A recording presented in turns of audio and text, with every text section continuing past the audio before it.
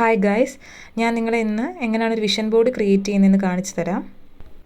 Vision board ഉണ്ടാക്കാനായിട്ട് നമ്മൾ use ചെയ്യുന്നത് ക്യാൻവ എന്ന് പറയുന്ന സൈറ്റാണ്. അപ്പോൾ അതിൽ നമ്മൾ ലോഗിൻ ചെയ്തിട്ട് വിഷൻ ബോർഡ് 2026 എന്ന് സെർച്ച് ചെയ്യുക. അപ്പോൾ ഒത്തിരി ടെംപ്ലേറ്റ്സ് അവൈലബിൾ ആണ്.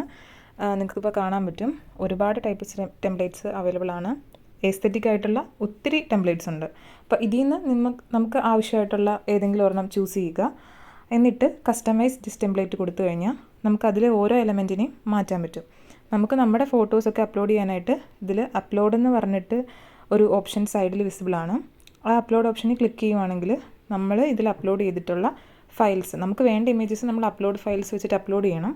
എന്നിട്ട് ആ ഇമേജ് സെലക്ട് ചെയ്ത് നമുക്ക് എവിടെയിട്ടാണോ കൊണ്ടുവരേണ്ടത് അതിൽ ക്ലിക്ക് ചെയ്യുമ്പോഴത്തേക്കും അതിലേക്ക് മാറുന്നതാണ്. ഇങ്ങനെ എല്ലാ ഇമേജസും നമുക്ക് ആവശ്യമുള്ള രീതിയിൽ നമുക്ക് മാറ്റിയെടുക്കാം. അപ്പം ഞാനിവിടെ എൻ്റെ എയിം എന്താണ്, ഞാൻ 2026 എന്തൊക്കെയാണ് നേടണമെന്ന് ആഗ്രഹിക്കുന്നത് അതൊക്കെയാണ് കൊടുത്തിരിക്കുന്നത്.